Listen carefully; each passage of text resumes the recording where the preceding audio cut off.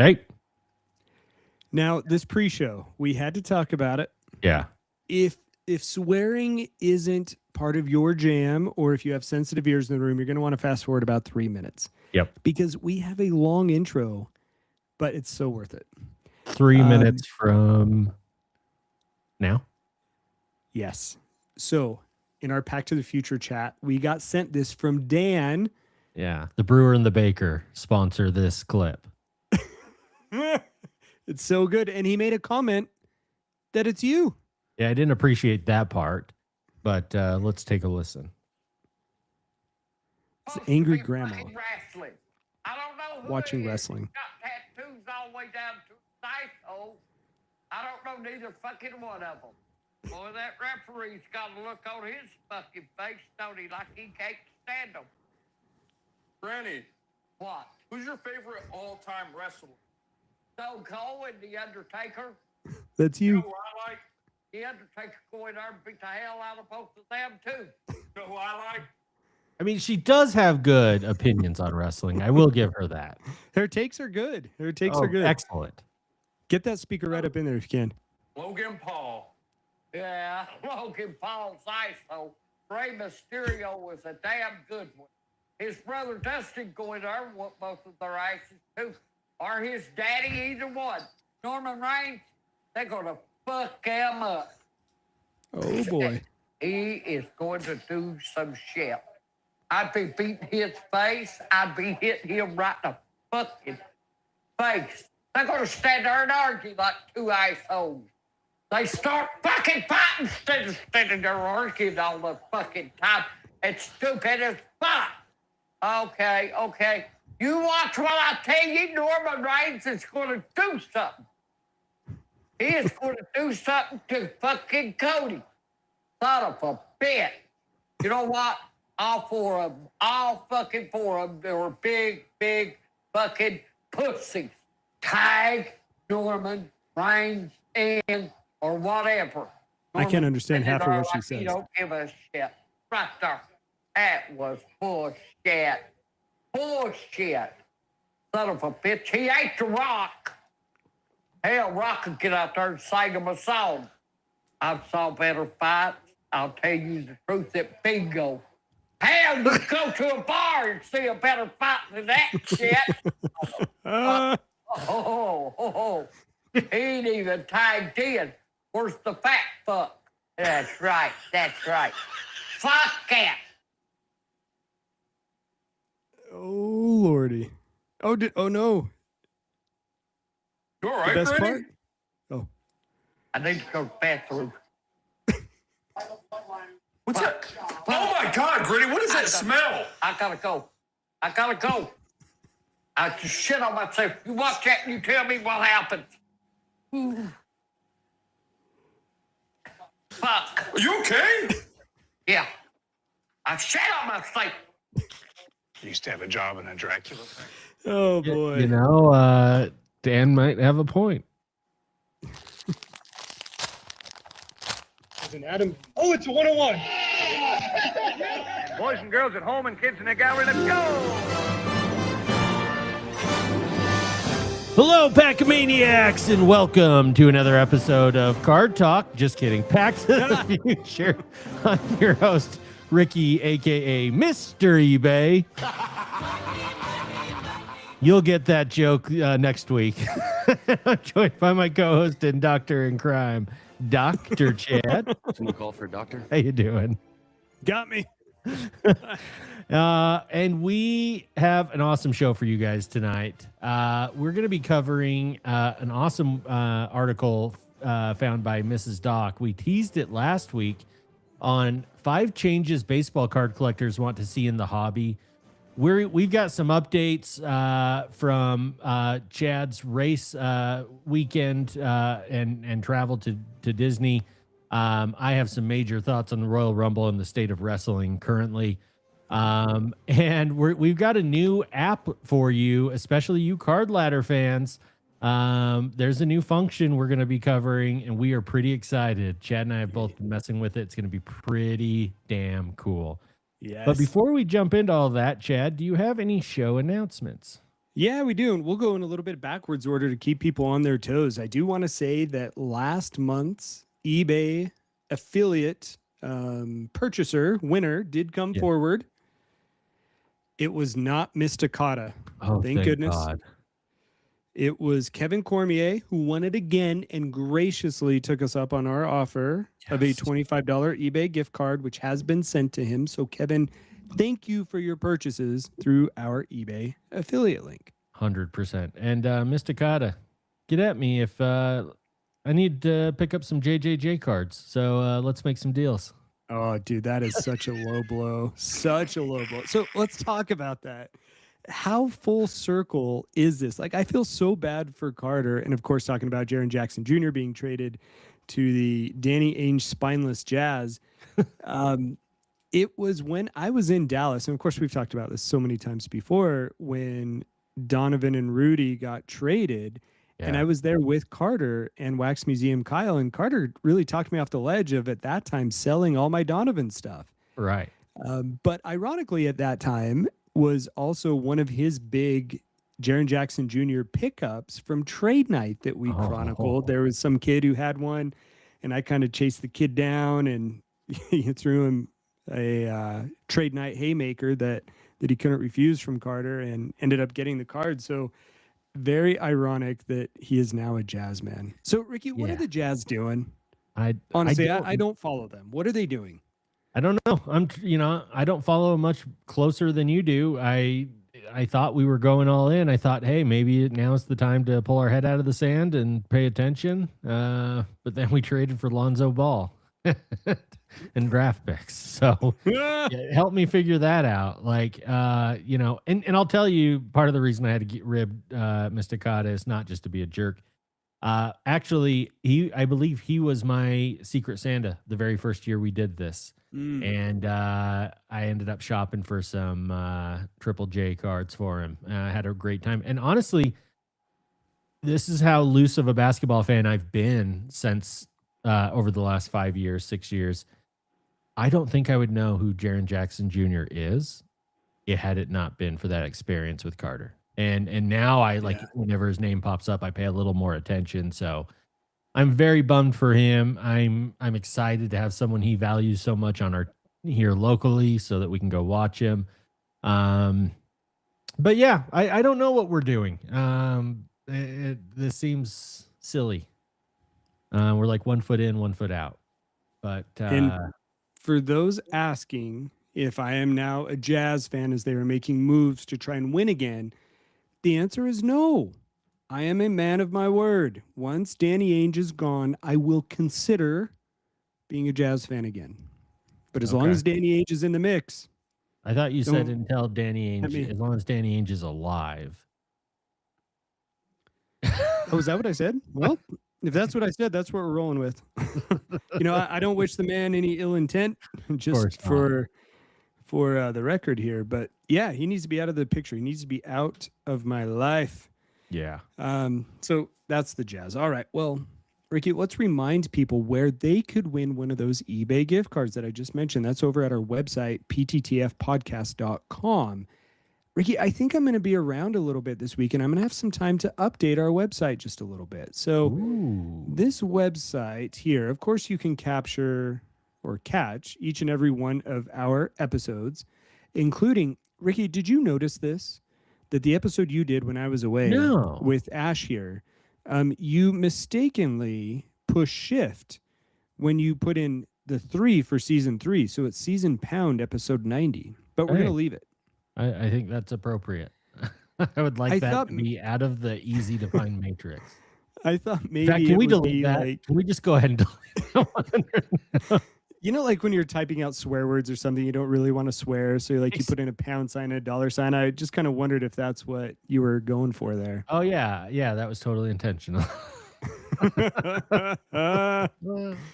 But right up top, you can get to our sponsors and affiliate links. From there, you'll see different promo codes such as BCW, 10% off your order with promo code PTTFPOD, or Zion cases where you can get 10% off your entire order with promo code PACK.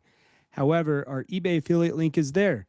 You click the link, you shop as planned, and as long as you are logged in once you click on this link, then everything that you purchase in the next 24 hours gives a small commission to the guys here at no extra cost for you. And it is really the single biggest way that you can help support the show over at pttfpodcast.com. Yep. Nailed it. We had a number of entries this week of people who utilized our eBay affiliate link. Yes. And it has only taken 6 months, Ricky, to where, check this out if you're here on the YouTubes. Look at this. Ricky, can you see those? Yeah. By God, they're readable. So check this out. Up here on the upper left-hand corner of numbers, there's this function. You know, not a lot of people know about it. It's called zoom. Oh. And if you simply zoom in, then it makes it like a far better viewing experience for people watching on YouTube, but also makes it so that both you and I can read them. Hey, you know, the next time someone tries to criticize this show, understand how much Chad sacrifices, that he went online and purchased the zoom function for his applications. Oh, yeah. Yeah. I don't know what people are always complaining about me for. Look at the things that I do. Yeah. Well, right off the bat, let's go through a few of these. We have a 2026 Topps Chrome Winter Olympics Wintered Blizzard Gold of Jesse Diggins. That's kind of cool. I didn't know cool. that we had Winter Olympics cards, probably because we haven't done a card talk in the last few weeks, but know that it is coming back next week. Well, the Olympics are about to start. So yeah, perfect now's timing. the time. What else do we got here? Oh, this is one I wanted to talk about, just very briefly. This is 25-26 Topps Chrome Basketball. That's not the part that intrigues me. It's Dirk Nowitzki, but an X-Fractor. Now, Ricky, the X-Fractors are something that are a bit intriguing to me in Topps Chrome, especially as I grow my football card collection. And one of the top things on my to-do list as far as research go is to find out when the X-Fractor came out in Topps Chrome football, because those are really good looking cards. And as you know, I've kind of swayed towards buying the first year of things when it comes to football. Sure. It just seems like there's more value that's there. I wonder if that's something that Kenny Benson, you know, a big time football card collector and listener of the show, I wonder if he would know that first year. But getting more into that, and I saw the X-Fractor pop up here that we have of both Dirk. And then we also have this other X-Fractor that someone purchased as well. It just doesn't say a name. So, we have a JJ Watt. Speaking of perhaps Kenny Benson. No, that's not TJ Watt. That's JJ Watt.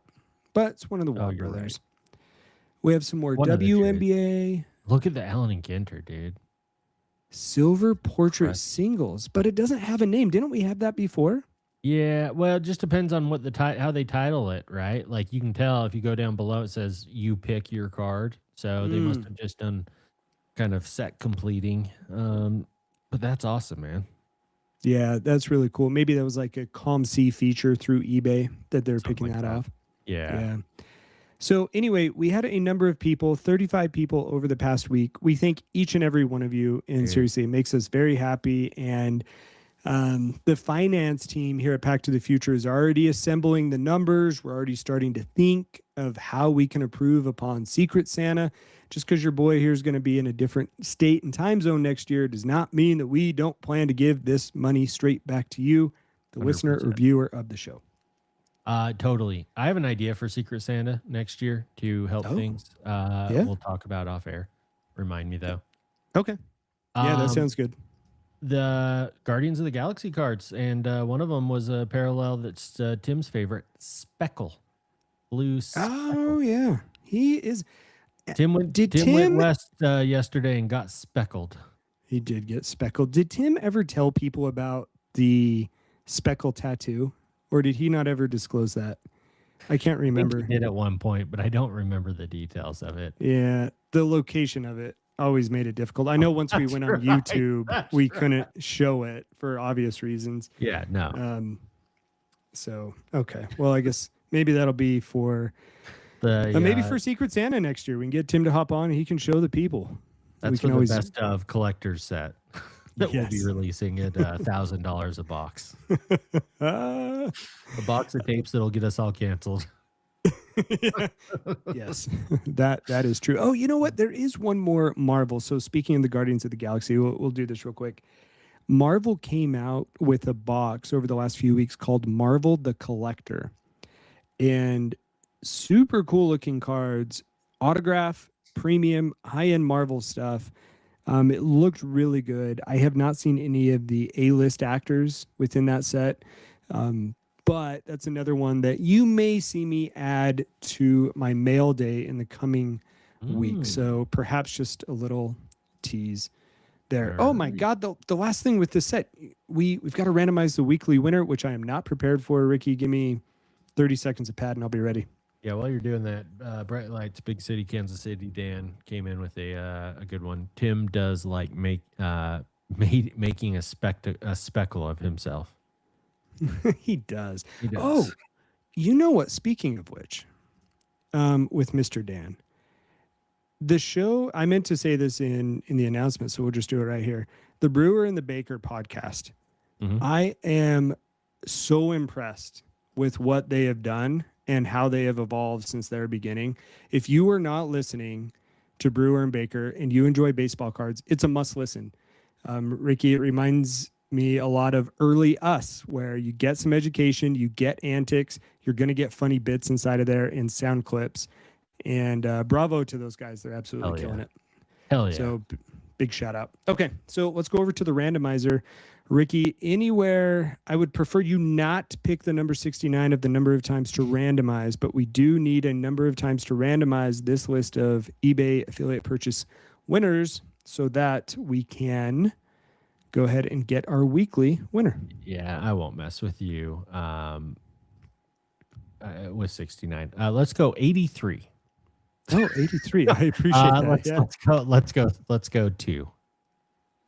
All right, very good. Are you able to see that screen or not? No, I don't see anything. I see me. Yeah, it looks like my internet's struggling just a little bit. So we're not going to be able to see it, but I will do it. So I'm going to randomize it twice.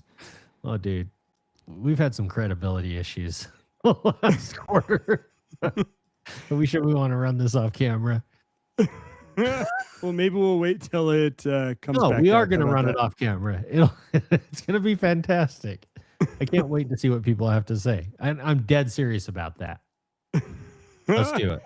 All right. Well, here we go. So number 1. Oh, man, if you would have picked 1, it would have been Jay Crowder.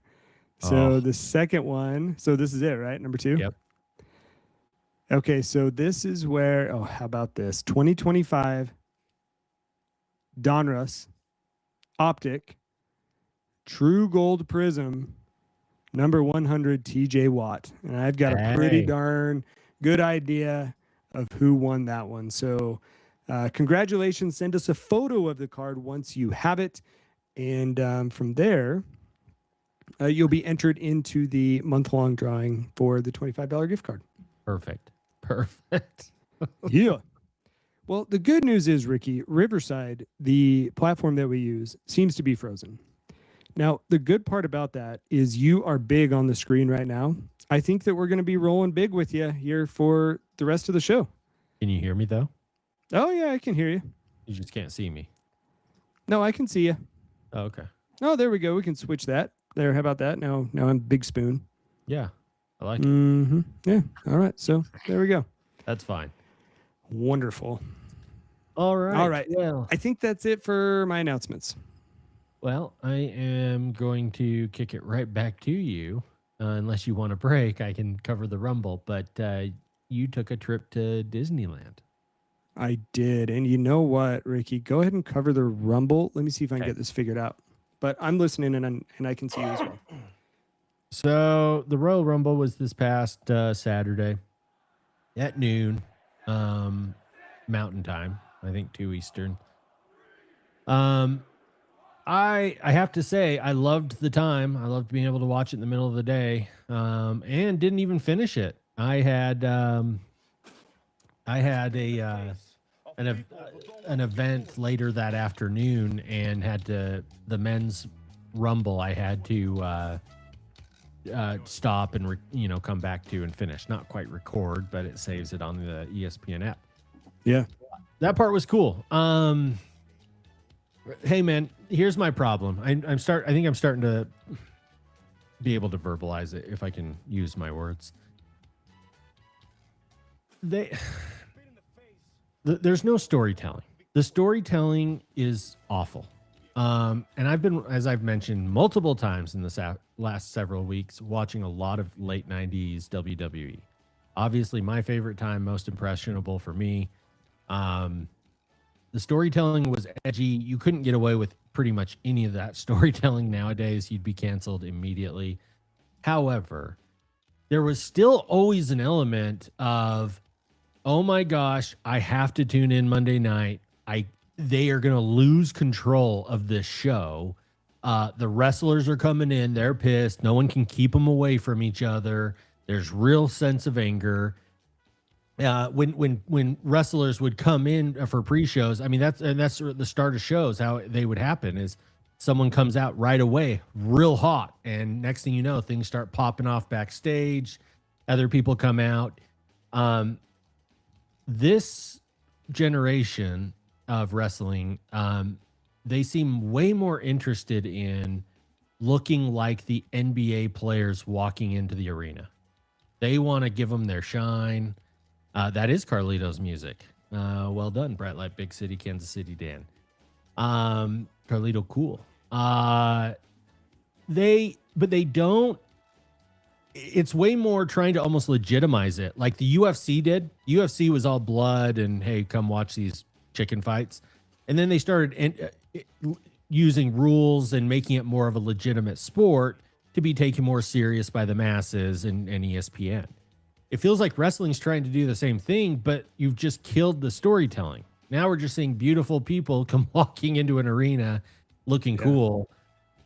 There's just no substance behind it. The other thing I hated about this Rumble is, listen, I love the fact that they have a women Rumble, but you have to spread. This is one of the events that has to be 2 days.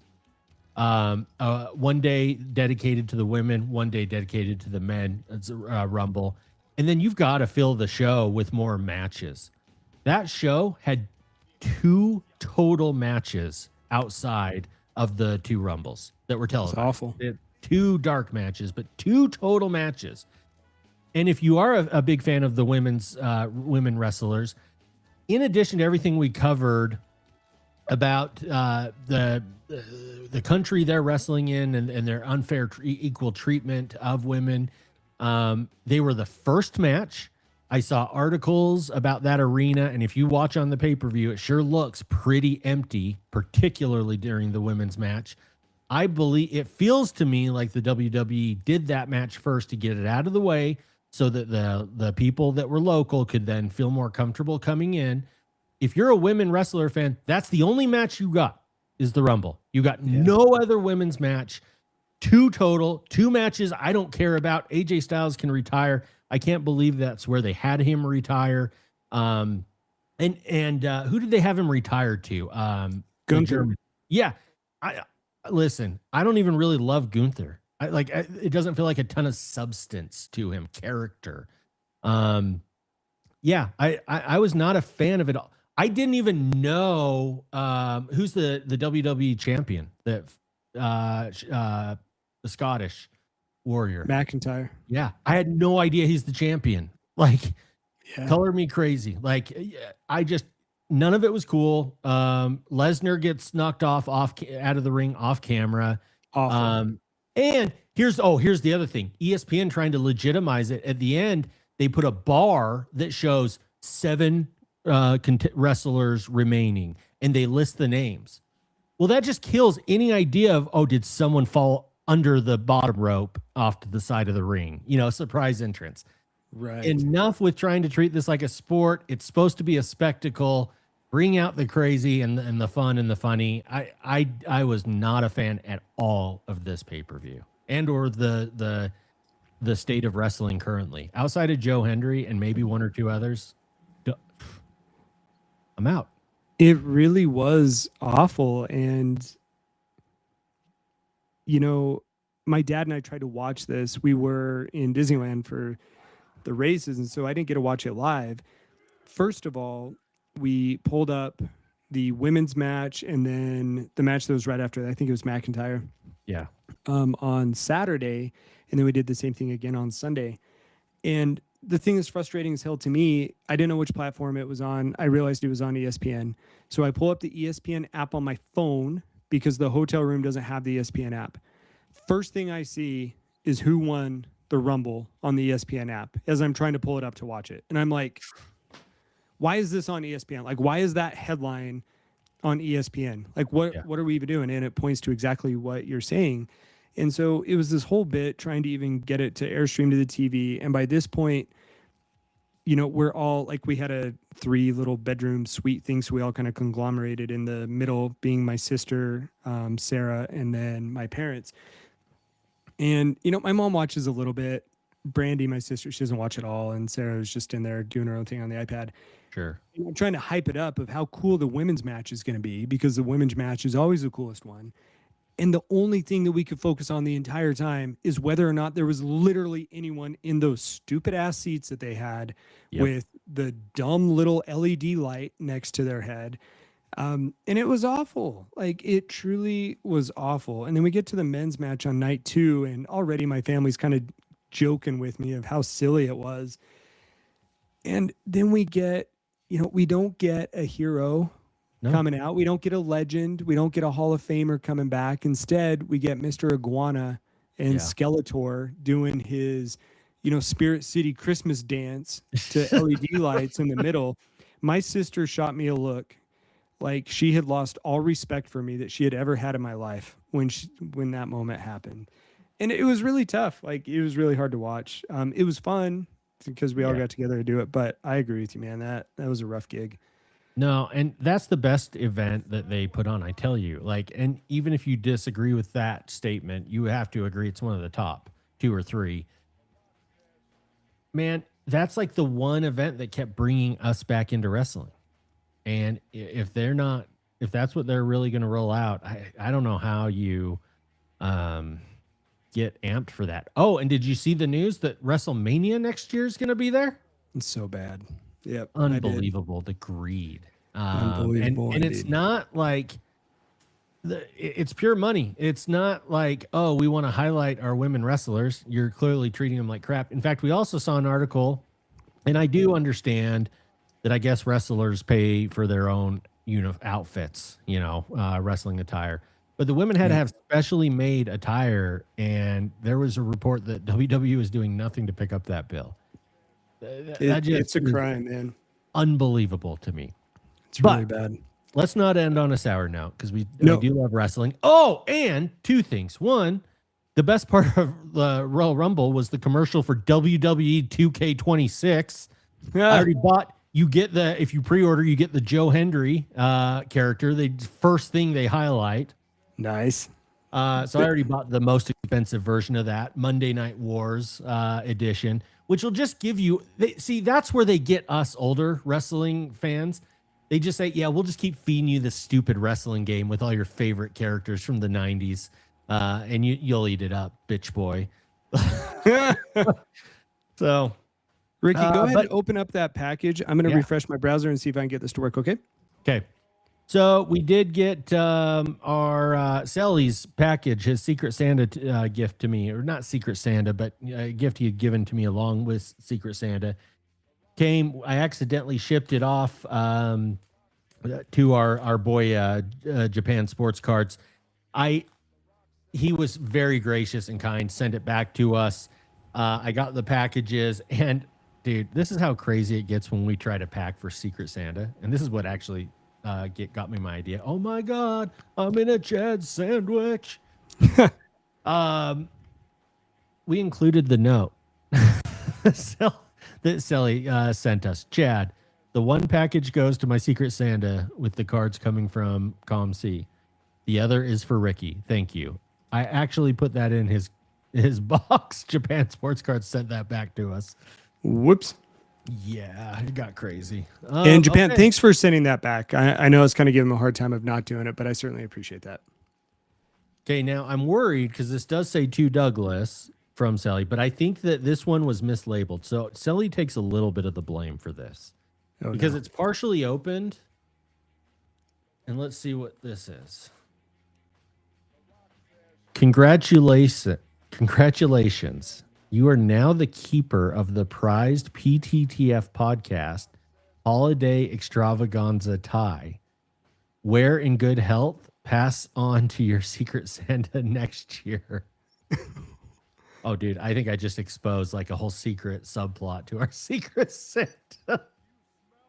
I don't understand a word of what you just said. Well, I think that this was made for Japan Sports Cards, maybe. But this evidently, we've exposed a lie. There's a subgroup within the PTTF podcast. What?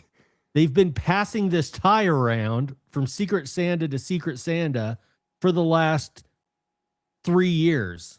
What? Dude. What? What Dude, the we are hell? uncovering truths on this show. What in the hell? Dude, this is interesting. Who? Okay. Any idea where it came from? What the origins were? Or is this? We're gonna No. have to sleuth this out a little bit. Well, we'll have to sleuth it out, but I do think I know where we can start.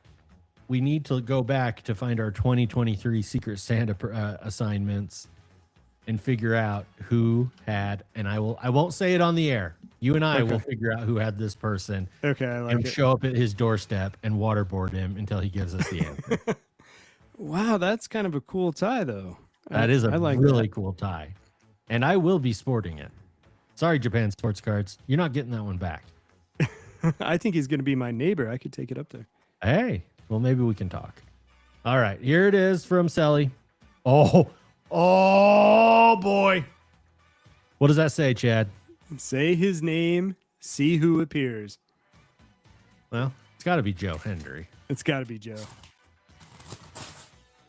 It's all nice and gift wrapped here, just in its Secret Santa.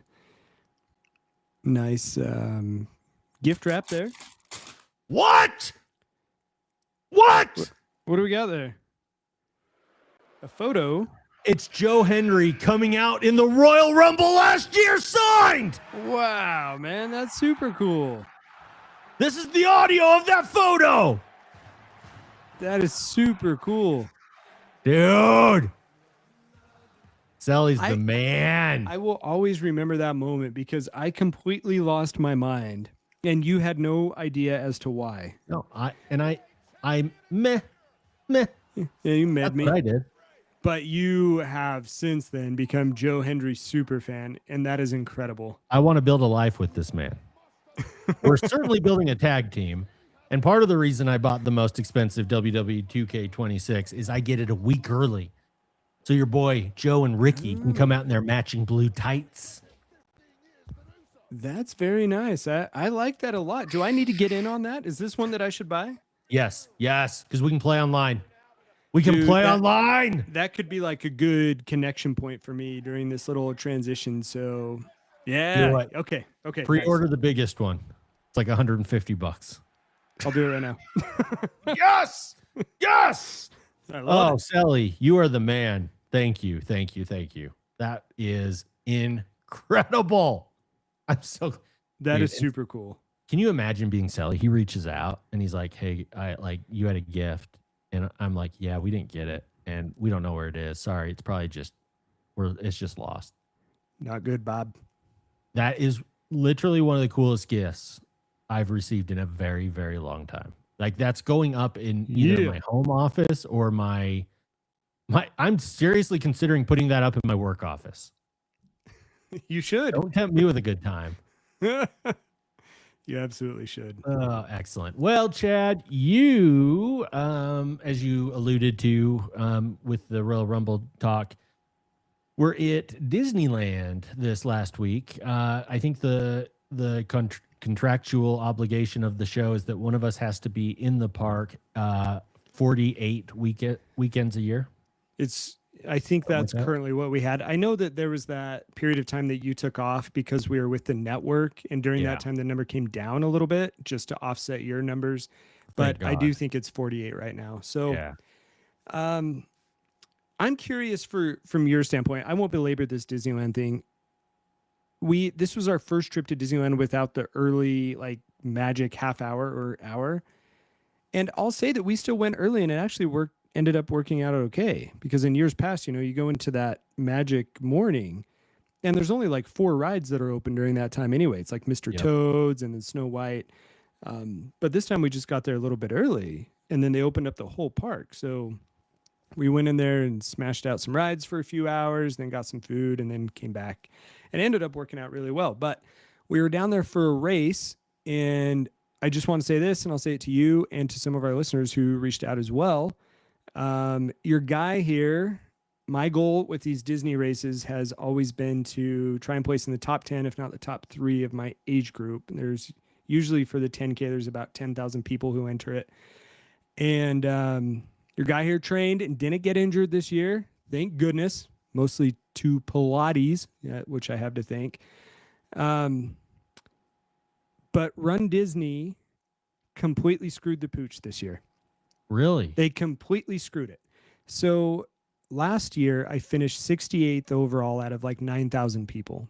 Okay. And I go to pick up my bib, and in these Run Disney races, the corrals are a really big flipping deal, because these races have become less of a race that is in Disneyland and more of a Disney event that involves a run. And so you get a lot of people who don't care to run at all, and they walk. And so they tend to put faster people up in A corral, and then it goes all the way back. I pick up my bib. I'm in corral B. For me, that's a really big deal. Usually I'm an A corral guy. So it means that there's probably 1,000 people. Yes. That I'm going to literally have to kill to run through them just so I can run, because people will walk immediately. Like before the race even starts, they're already walking. Sarah, she was hoping to get corral C. She got put back in corral F. Ooh. They put my parents 2 corrals ahead of her, and Sarah always runs faster than them. It was a complete shit show. So we go up there to talk with them and be like, hey, is there any way that you can move me forward? And it became readily apparent that they had no rules for this. Everyone's given us a different answer. And finally, one woman was like, well, I can move you in A, but you have to prove to me you ran a 7-minute mile this year. Perfect. Ran a 6:30 mile a few months ago. So I pull it up, show it to her. She's like, oh, no, it had to be in a race. And I was like, I don't have a 7-minute flat or less in a race. She's like, sorry, I can't move you then.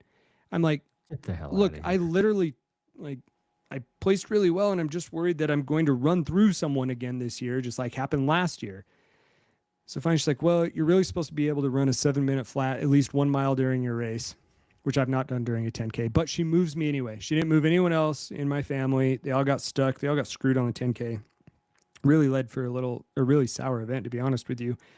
And I don't think that we're going to do any of the Disney World ones in the future because of this. But your boy, I get into mile 1, and already like 3 people walk and cut right in front of me. I spear them. I swear to you, I literally speared them in the first block. I'm certain their ribs are broken. I am sprinting. They walk right in front of me. I can't stop. They got speared. I was so disappointed that you were not there to jump out of the stands and yell, spear, spear, spear. Dude, I should have ran out with my briefcase and cashed it in, pinned them after you speared them. But the last thing I'll say on this, your boy on mile 2, pissed off as hell, and as you know, I am one to hold a bit of a grudge.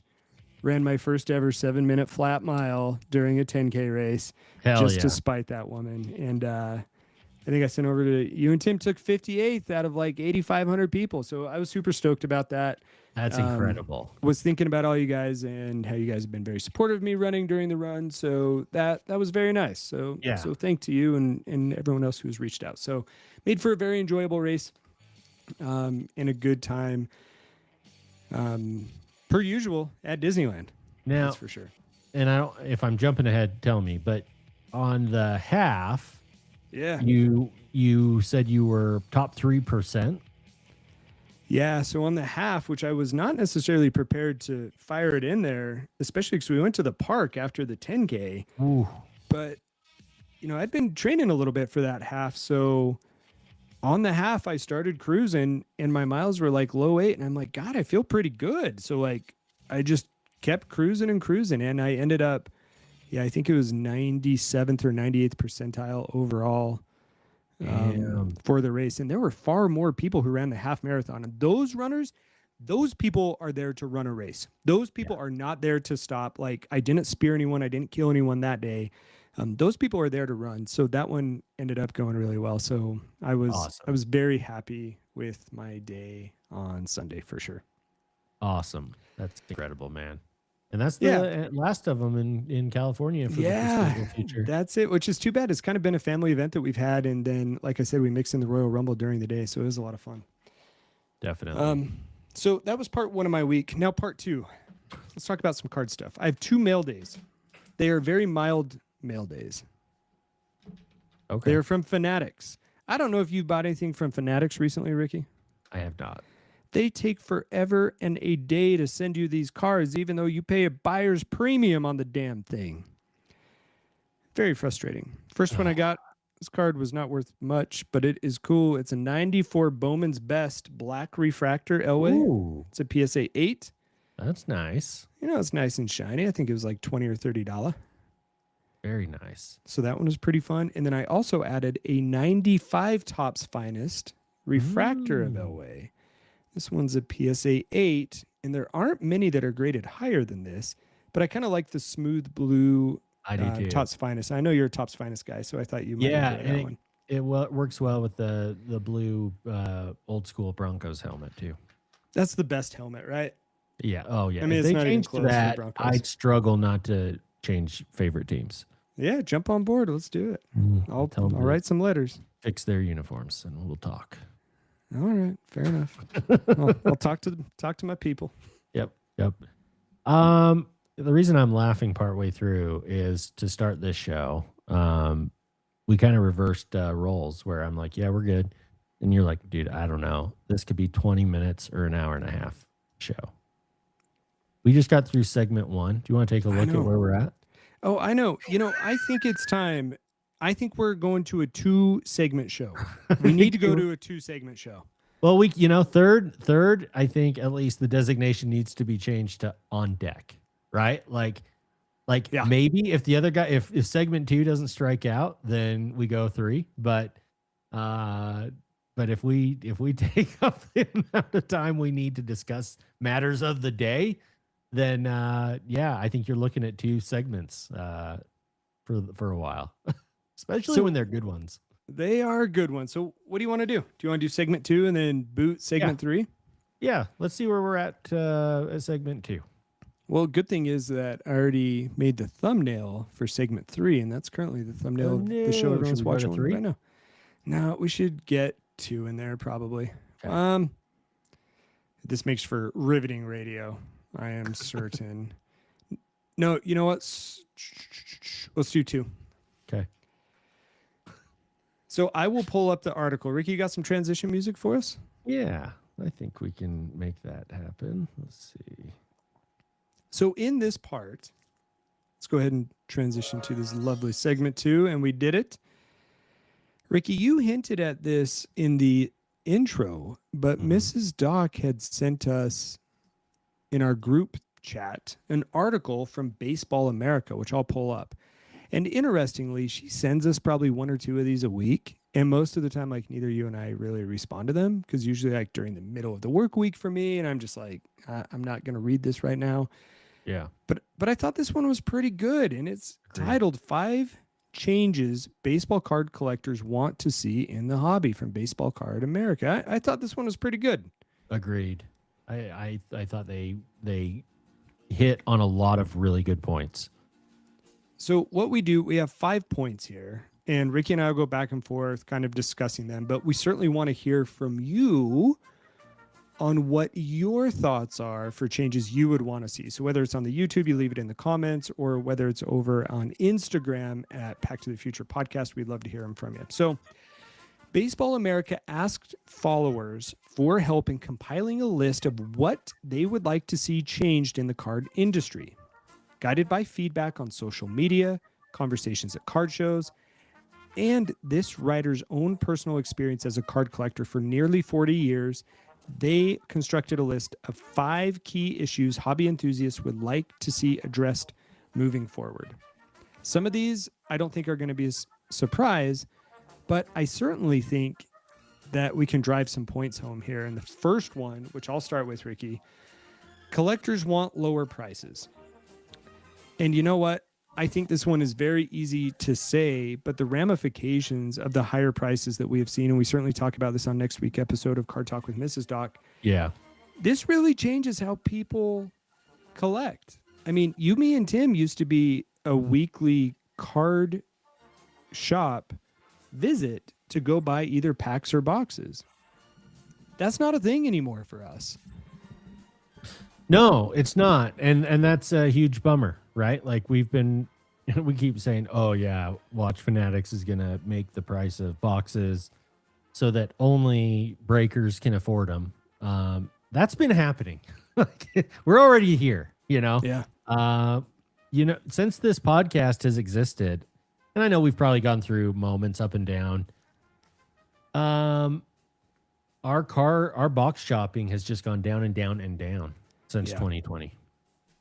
That's a bummer. It was it was our favorite thing to do together is rip cards, rip wax, excuse me. Tim would rip cards. He would rip cards. And you would rip the rip cards too. So I'd rip the rip cards. But get in front of a football game and ripping some wax. The Royal Rumble in the past, we've ripped wax. That's just not a thing anymore. And that's, again, to our point, like why I don't hit up our local card shop nearly as much anymore. Has nothing to do with them. I love them. I love them. Every time I go in there, I have a great experience. There's just nothing in there that I'm willing to put money on to take the kind of risks they're wanting and less product for more price. Baseball America stated this was by far and away the most feedback that they heard was on the prices of wax. And they list a couple of examples, even just over the past year with Topps Baseball, including the cost of the flagship Series 1 boxes going up, despite the fact that you were getting one less hit per box. Yeah.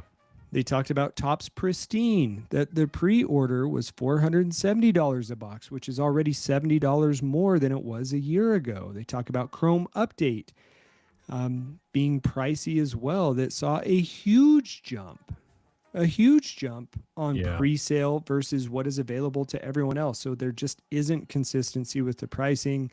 And unless you're into breaking or you have a lot of money where it just doesn't matter, this can really limit the people who can enjoy this particular part of the hobby. Yeah. And in line with that, the next thing, an item listed by this article of what people want they want more transparency when it comes to the breakers. One, we know we're being priced out for the breakers, but for years there's been rumblings that Topps have saved loaded boxes and cases for breakers, many of whom have significant financial partnerships with Topps through the Fanatics Live breaking platform. Now, Topps has, of course, always denied this, but those rumors got new fuel to the fire when a prominent breaker by the name of Filth Bomb Breaks pulled 3 MLB debut patches from the same case on Fanatics Live. And then they pulled 2 more debut patches from another case the very next day. That's a tough look. Now, I wish we had a little more information for this next piece of it, a little more clarity on this next piece of information. It goes on to say one collector estimated the odds for such an occurrence at 1 in 78 million. I am hopeful that collector was a bit educated and we could have listed his credentials or hers, but at least one collector. That almost feels like Harry Potter reporting, right? Like, right. Like, yeah, God, I heard the odds of that 1 in 78 million. Exactly. No, and this is something that Do you believe this happens? I believe it with every ounce of my being. And if Topps coming out saying, no, it doesn't, I don't believe that for 1/2 of 1 second. So I think Topps has an image problem when it comes to that, because I think many collectors feel the same way. Why wouldn't they do it? Why wouldn't they? I mean, unless this is something that comes out in the future, very similar to the McDonald's Monopoly game, where they actually did have proof that those particular pieces were being sent to certain locations. Right. How are you going to prove it? Oh, But it'll be also, next to impossible. you know, you're sending this to people are going to jump on and watch those early breaks to see what the product release is, right? And if they're seeing this and they're like, oh my God, you can get 2 or 3 of these debut patches in one case, why am I not going to go out and buy more of this product? Yep. And so I think it's a terrible look, especially for people like me, where, yeah, I could buy into a good conspiracy theory, and this certainly seems to be one of them. Plus 1 in 78 million. So in addition to the transparency, there's a couple with grading that I'll go over here. And Baseball America states that collectors want more transparency with grading. And I don't think this one's a surprise. You know, we talk about PSA, which is still the mega powerhouse in sports card grading, but there's almost no public information about how they grade and what the formula is. And furthermore, if you send in a card that you think is going to get a 10 and it comes back a 9, an 8, or a 6, there's no feedback on that. And I think that transparency is pretty straightforward. Almost everyone I don't know if I want to say that. I would say that a majority of people who collect sports cards probably either own or have graded a card on their own. And with the significant price change from a 6, an 8, a 9 to a PSA 10, yet really it's a crapshoot. Collectors want to know more. And in addition to that, not only the transparency with grading, which you and I have certainly had, and I guess just to belabor the point for 1 second, there was that Michael Jordan card that I had. I want to say it was a 96 SP. I sent it in. I thought it looked great. First time I sent it in, it got a 7. And I was like, there's just no way. I think it was a 6 or a 7 or a 4. Hell, I don't remember. But I literally cracked the card out. I submitted the exact same card and it came back 2 or 3 points higher. And it's like, okay, I know there's a fair degree of subjectivity with these, but there shouldn't be. There just shouldn't be. Well, and certainly not what they have been accused of, which is a buyback program where they grade very valuable cards, an 8 or a 9, and offer 8 or 9 value to the person having the card graded if the person accepts PSA's offer to buy the card, which talk about a conflict of interest. It just makes it so cringy, right? I mean, it's one of those value. And you then, call your dad and tell him that, and he'd be like, what in the world? How can they do that? it's not legal. Like, and the problem, to your point, is I think there's a lot of allegations and smoke. It's going to be very hard to prove that they are in fact doing this, even though their explanations of, hey, we have agents in the field following everyone on social media, and when they're unhappy about their PSA grades, we decide to go review them and double check. But yeah, like if you're going to then raise what PSA is alleged to have done is when they buy these cards, they then turn around and swap out the grade for move it up to a 9, move it up to a 10, and then list it in their marketplace at that value. Right. So it just, yeah, I while it may be hard to prove legally, I think that I wonder how much damage it'll do to their reputation. I think sadly, probably not much. I think people will still continue to buy with them. I think you're right. And I think I'll be one of them. Sadly. Yeah, it's really hard because it's so ingrained in what we do. Sure. But Baseball America also notes that on the same topic of grading, that collectors want faster grading times. And this also makes sense, but also highlighting the current state of PSA pricing. So they state that as of right now, Value level grading with PSA is $21.99 per card with a minimum of 20 cards. That does not include shipping costs. Wow. But the turnaround expected time is 95 business days between when a submission is received and when the grades can be expected. That's almost 3.5 months of wait time. So a submission sent by opening day of baseball season would not be expected back until the All-Star break. That's absurd. Prices seem to be going up with PSA as well that some collectors are not happy with, but certainly grading comes under fire, and it's no surprise that 2 of the top 5 changes collectors want to see are with grading. Yeah, and that article does mention that, hey, if you're going to raise prices, why aren't you using it to hire more staff to decrease this wait time? Agreed. Like you're seeing it everywhere. You're seeing it, to go back to our earlier conversation with the WWE and their parent company obtaining UFC.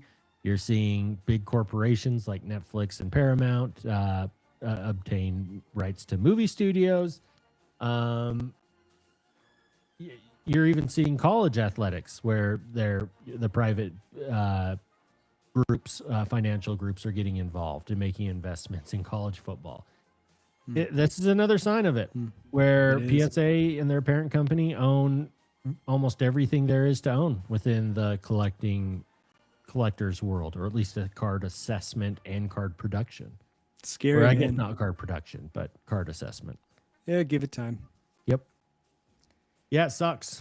Sucks big time. That's ridiculous as far as the pricing for the cards and turnaround times. That's like pandemic level bad. Yeah.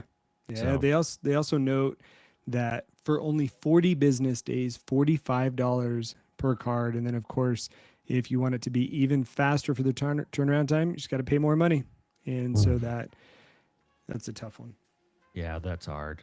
And our local card shop's done a really good job of adapting with the times and the markets nowadays, and they have a PSA grading program. I almost wonder if these prices are intended to try and drive us to our local card shops to submit that way. Sure, it takes away the shipping cost at least. Yeah. It's not nothing. No.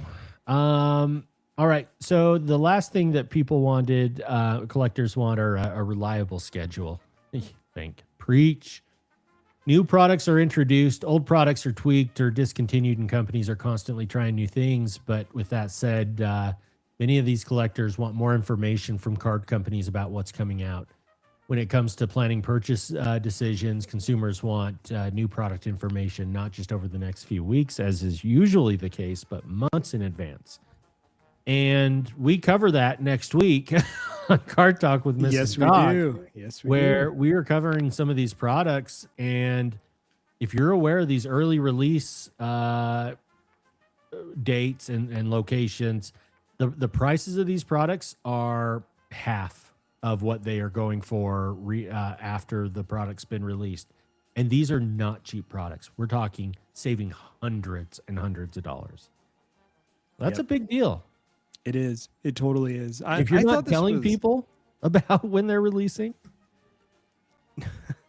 it sure goes back to the very first point that we made here about pricing and the concern about breakers, perhaps getting insight on some of these boxes. And man, it seems fishy, doesn't it? Yep. And, Baseball America did report late last year that most of 2025 Topps releases have been later than usual. I've noticed that. It's just poor execution, if you ask me. And honestly, who I bet, I think the point you were just making of the people that are getting the updates for those first release cards are those probably very closely tied to Fanatics. Oh, you know it. You absolutely know it. But look at that. That's a pretty good list, Ricky. And look at this. We hit your magical hour mark. Almost exactly. So I'll say this. Why don't we make an executive decision that we will simply push our card ladder collection feature to next week, which I'm actually a little bit happy about because there's a lot of research that I want to do before we talk more about it. Yeah. Because there are some really cool features in there that I know I can't be the only one who didn't know about them. And I want to be able to deliver some good info to people. Plus, we'll go through a few examples of cards that we can input. So we'll go ahead and do the Card Ladder My Collection feature next week. Hell yeah. No, where and we I've will been have messing with two segments next week. Two. Dose. No more. No more. All right. Well, it's been another fun show.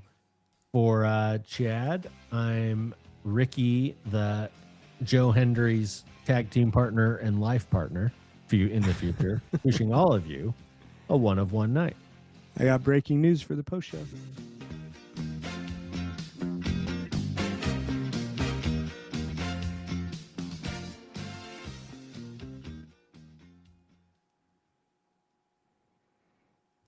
Breaking news, you say?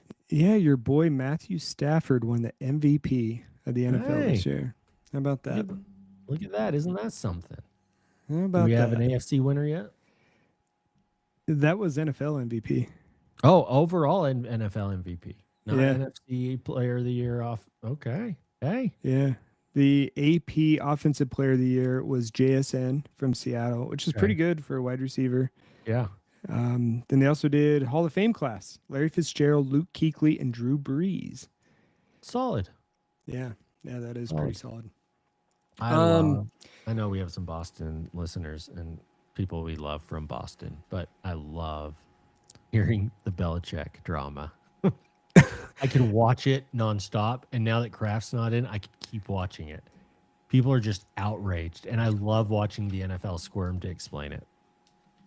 It's interesting, man. There is not a world in which Bill Belichick is not, you take away the off the field stuff. There's no world in which he is not a first ballot Hall of Famer. 100%. This is the NFL throwing a baby fit. It is, and it's not good. Baseball has done that, and baseball has been looked down upon for doing that. Yep. So that it's not good, and I hope they can fix it. No, I'm with you. Oh, and Dan?